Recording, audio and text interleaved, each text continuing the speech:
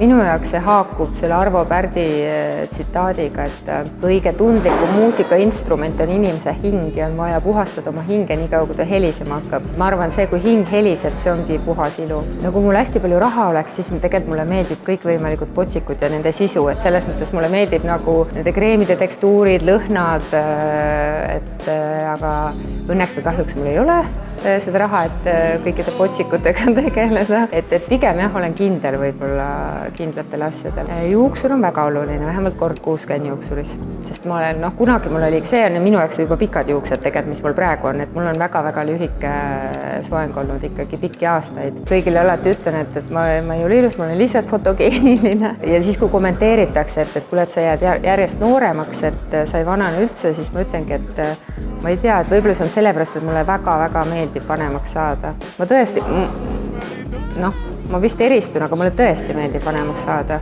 Ma ei saa öelda, et ma nüüd ootan seda, aga ma tunnen ennast järjest paremini, järjest enesekindlamana, järjest ilusamana. Et selles mõttes ma üldse ei karda vananemist.